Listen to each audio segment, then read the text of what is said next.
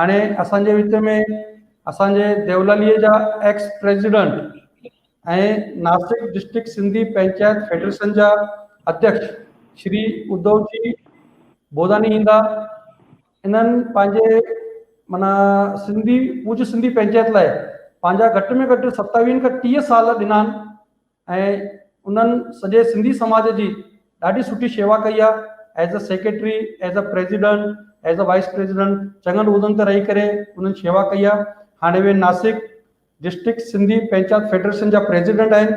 उन्हनि चङा medical camp arrange कया आहिनि, चङा उन्हनि थैलेसमिया जा कैंप अरेंज कया आहिनि ऐं सक्सेसफुली उन्हनि वधू सम्मेलन बि कयो आहे ऐं उहे चङा कल्चरल प्रोग्राम, सांस्कृतिक प्रोग्राम बि उन्हनि अरेंज कया आहिनि। उन जे अंदरि नासिक, देवलाली, नासिक रोड ऐं आसे पासे जे ज़िलनि जा जेके बि असांजा सिंधी भेनर भाउर उन्हनि हिसो वरितो आहे।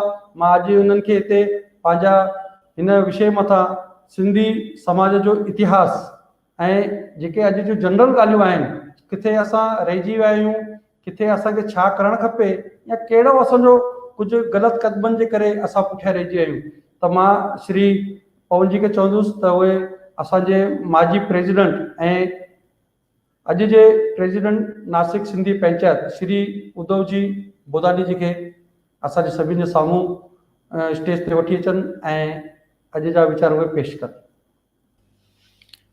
सभिनी खे झूलेलाल। आवाज़ अचे थो साईं?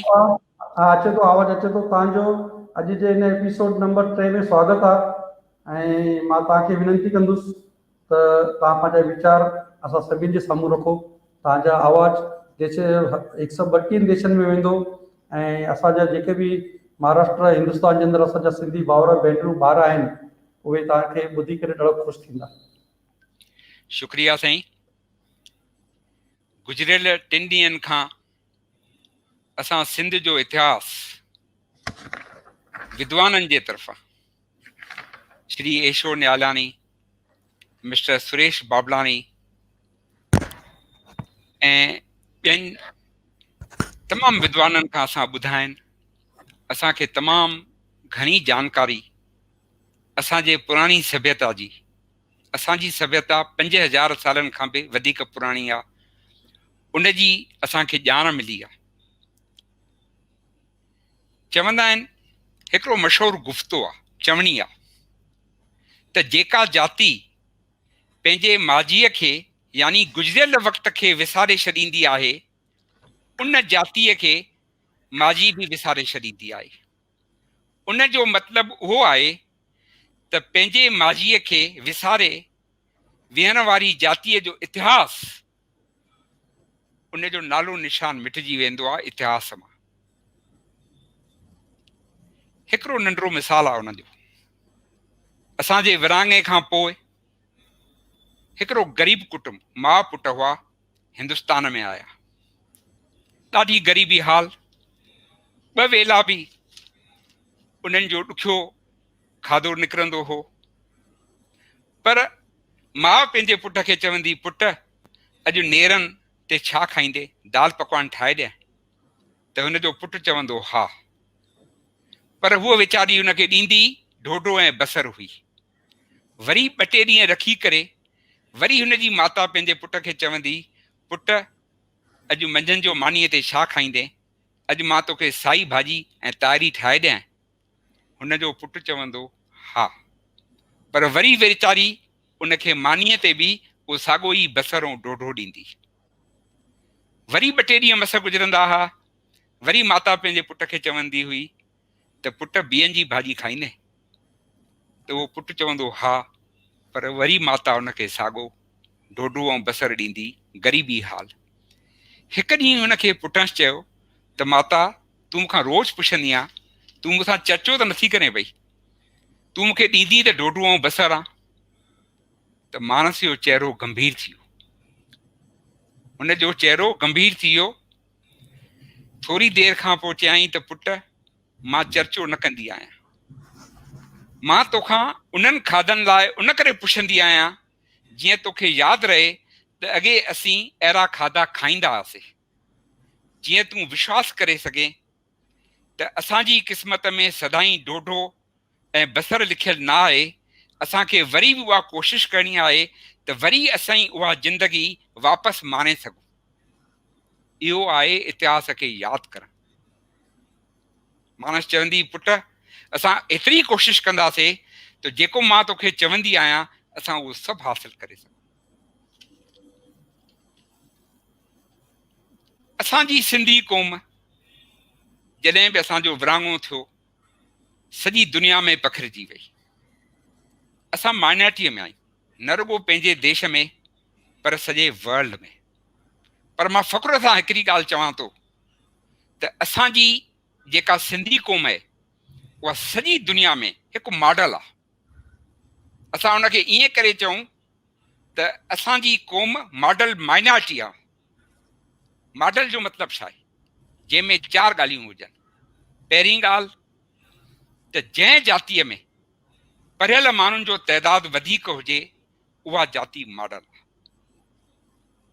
ॿी ॻाल्हि, थोराई वारी जाती पान ते भारींदड़ हुजे, उहा सरकार जी सोशल सिक्योरिटी ऐं बेरोज़गारीअ जी मोहताज न हुजे, पान ते भारींदड़ हुजे। टीं ॻाल्हि, सुलह ऐं शांतीअ सां रहंदी हुजे ऐं मुल्क जे क़ाइदे कानूननि ऐं उन जे इंतिज़ाम जी बाक़ाइदे पैरवी कंदी हुजे। चौथीं ॻाल्हि, पंहिंजे वित्त ऐं वसियत आहर मुल्क जे वाधारे में हिसेदारी करे। इहे 4 ॻाल्हियूं असांजे क़ौम में आहिनि। असांजी क़ौम में असां पंहिंजे पेट खे पटियूं ॾेई करे बि ॿारनि खे पढ़ाईंदा आहियूं। असां न खाई बि करे बि महिनत मजूरी करे बि असांजी दिलि में हिकिड़ी आशा हूंदी आहे त असांजा ॿार पढ़नि ऐं वॾनि उहिदनि ते पहुचनि ऐं असांजो नालो कढनि। असां जंहिं मुल्क में हली वेंदा आहियूं अहिड़ा थी उन्हनि सां रहंदा आहियूं, हर क़ाइदे कानूननि जो पालन कंदा आहियूं। ऐं हाणे त भॻवानु असांखे सभु कुझु ॾिनो आहे। असां केतिरा कॉलेज स्कूल खोलिया आहिनि ऐं पंहिंजे देश खे असां कुझु ॾेई सघिया आहियूं।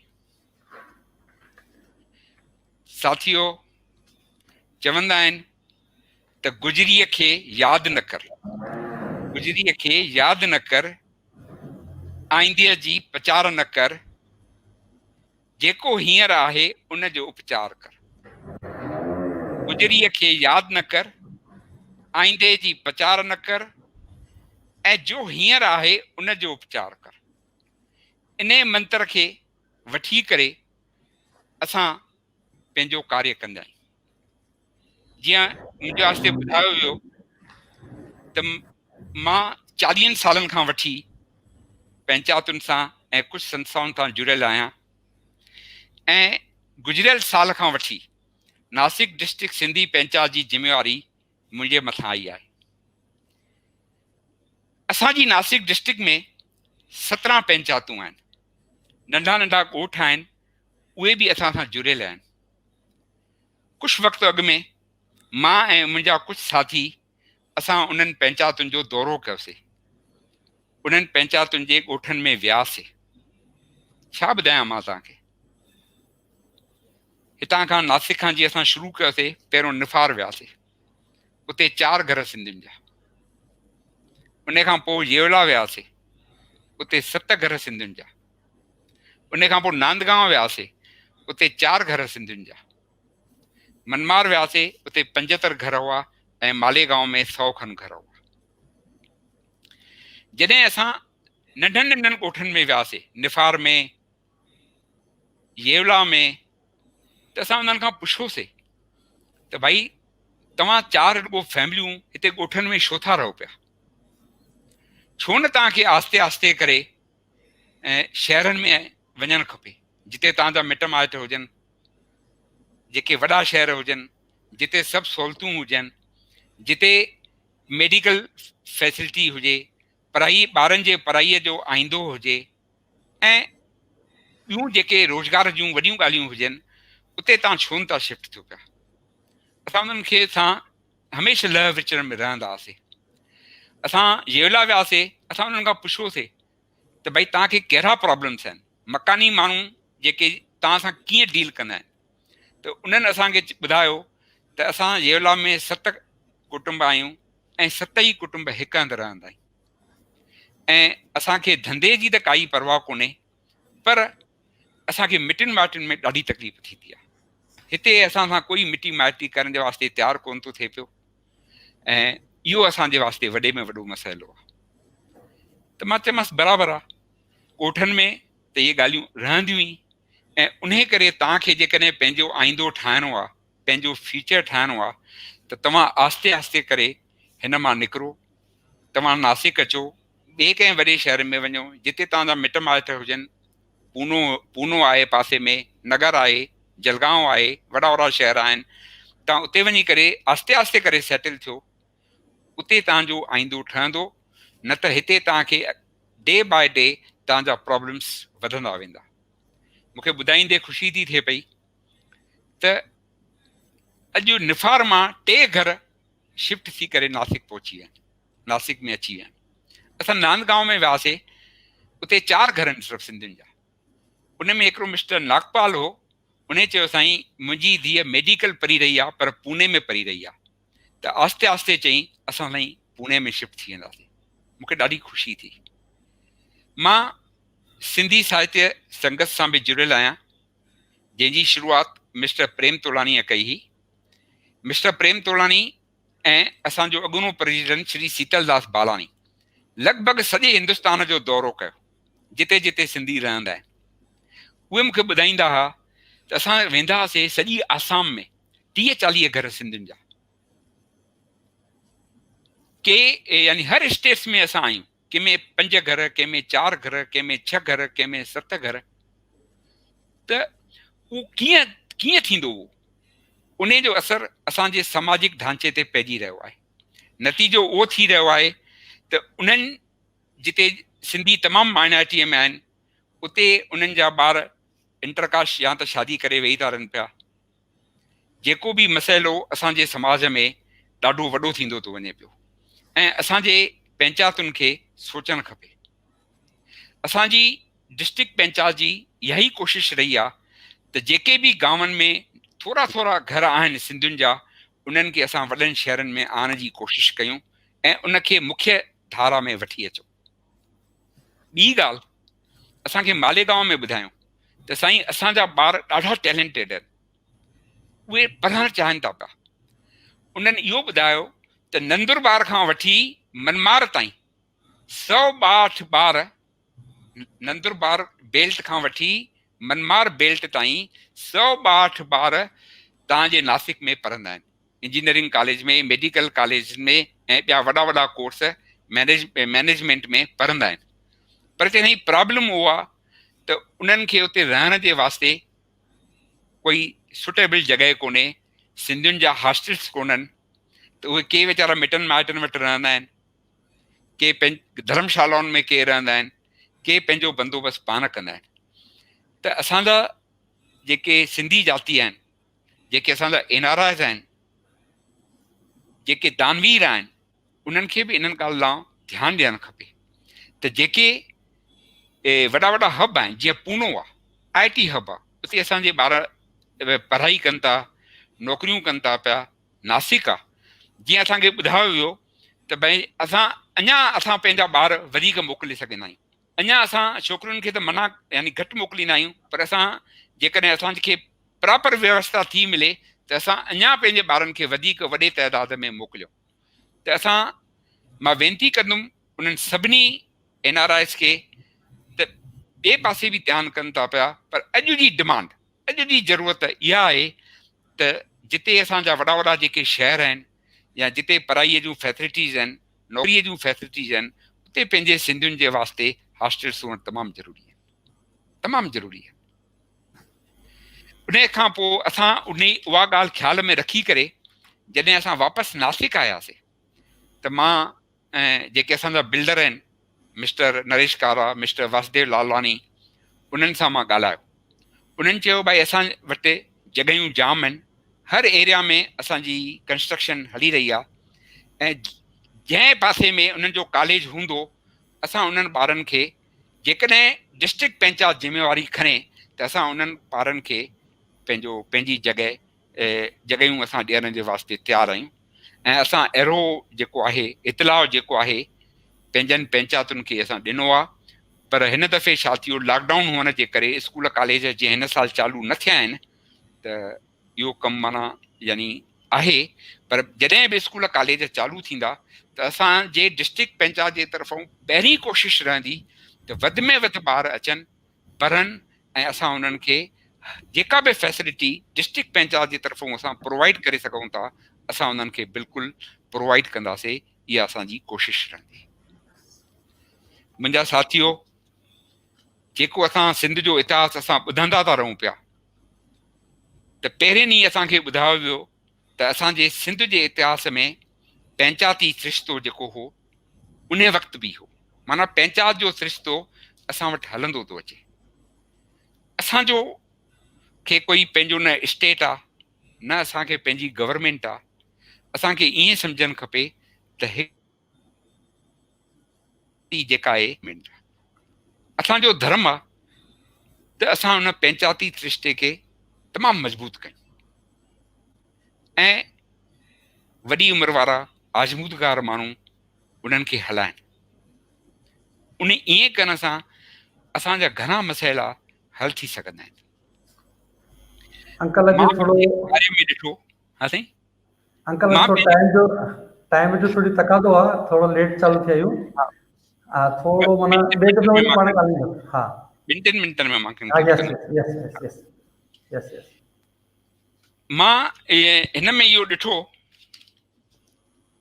त पंचायत खे जेको बि फ़ैसिलो करे थी त उनखे जुडिशरी जी बि मान्यता मिले थी पई। मुंहिंजे वक़्त में असां जेके बि पंचायत में फ़ैसिला कंदा हुआसीं ऐं कंहिं कारण सां जेकॾहिं उहे जुडिशरीअ में वञनि था पिया त जुडिशरी बि जेको पंचायत फ़ैसिलो कयो आहे 99% उनखे रखंदी। त उन करे असां सिंधियुनि खे जेके बि पंहिंजा प्रॉब्लम्स आहिनि पंचायत जे थ्रू असांखे सॉल्व करणु खपनि। रही सिंधी ॿोलीअ जी ॻाल्हि, उहो दौरु ईअं हो विरहाङे खां पोइ त हालतूं ईअं थी वियूं जो सिंधीअ जो वाइपो घटिजी वियो। जेको बि कुझु थियो विच में त असांजे खे नाउमेदी थी वई त शायदि असांजी सिंधी ॿोली छा थींदो उनजो।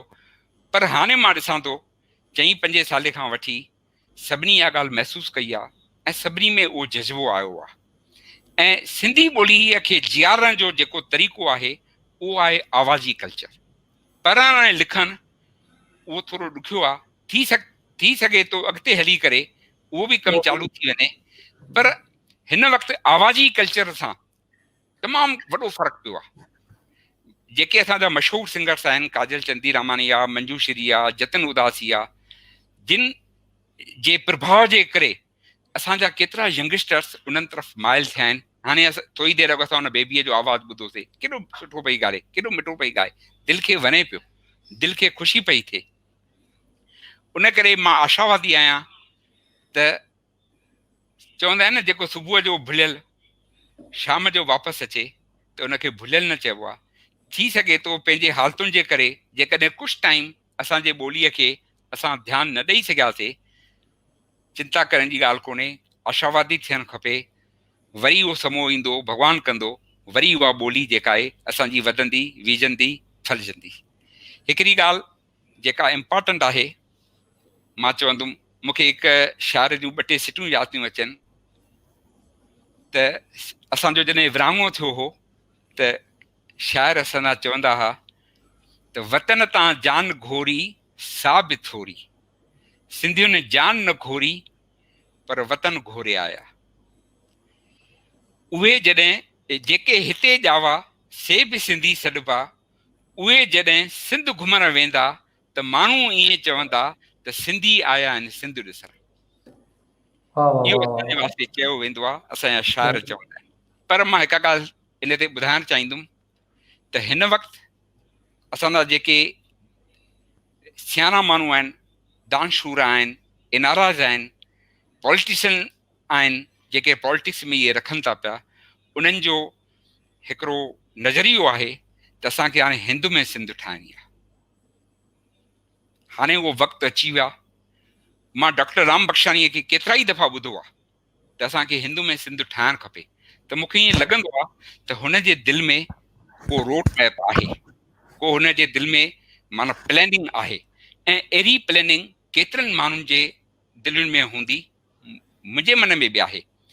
हाणे असांखे इन ॻाल्हि खे हिकदमि अगराईअ सां खणणु खपे, ऐं जेकॾहिं इहो कार्य असां शुरू कंदासीं त इहो कार्य को हिकु ॿिनि ॾींहंनि जो न आहे। इनखे असांखे उमली जामो पहिरां जे वास्ते ॾहाका लॻी वेंदा, पर जॾहिं बि इहो कार्य थींदो त मां हिकु ॻाल्हि तव्हांखे ख़ातिरीअ सां चई सघां थो त असांजा ॿार, असांजी ईंदड़ जनरेशन बिल्कुलु सेफ रहंदी, बिल्कुलु महफ़ूज़ रहंदी, ऐं वरी ॿियो पाकिस्तान मां विया ॿी लॾ पिॾाण असांजे जातीअ खे न करणी पवंदी। मां एतिरो चई करे पंहिंजे वाणीअ खे विराम ॾियां थो। सभु पंहिंजा आहिनि, मां सभिनी जो नाला न खणी वक़्त जे इनखे ॾिसी करे सभिनी जो शुक्रगुज़ार आहियां। तव्हां मूंखे ॿुधो, ऐं हिकु ॻाल्हि अञा ॿी बि चवंदुमि, जंहिं ॻाल्हि ते डिस्कशन थियणु खपे उन जे वास्ते बि हिकु डिस्कशन थियणु खपे त हर ॿी टी साले असां जे हिन में राष्ट्र गीत मां सिंध अखर कढण जो, यानी को न को, यानी कंहिं न कंहिं नमूने को न को इहो कढे थो पियो। उन जे वास्ते बि मूंखे कुझु आहिनि इहे ॻाल्हियूं, या ॿियनि खे केतिरनि खे बि हूंदियूं, इन ॻाल्हि जे वास्ते बि हिकु दफ़ो डिस्कशन सुठे नमूने राजनीति माण्हुनि सां गॾु वेही करे पंहिंजो थियणु खपे। धन्यवाद। तव्हां मूं ते आसीसा कंदा रहो, बसि मां तव्हां खां इहो ई हथ जोड़े तव्हांखे वेनिती आहे। धन्यवाद। अंकल, तव्हां जेको ॻाल्हायो, तव्हांजा जेके अखर मुंहं मां निकिता, वरी असांजी सिंधी ॿोली ओतिरी ऊचाई ते पहुचंदी, सभु इन भरोसे मथां, ऐं तव्हां जेको चओ उन पुठियां जे यकमुश्त हलंदासीं त 100% तव्हांजी मुंहं मां निकितल अखर इहे सोननि अखरनि में लिखियो वेंदो। ऐं तव्हां जेको स्टार्ट जे अंदरि विरहाङे जो जेको किसो ॿुधायो पकवान जो ऐं उनजो, उन दौर मां असां बि गुज़री चुका आहियूं। मां बि हिकु गोड़से मल्ले जे अंदरि हिकु नंढी सी झोपड़ी में जनम वरितो।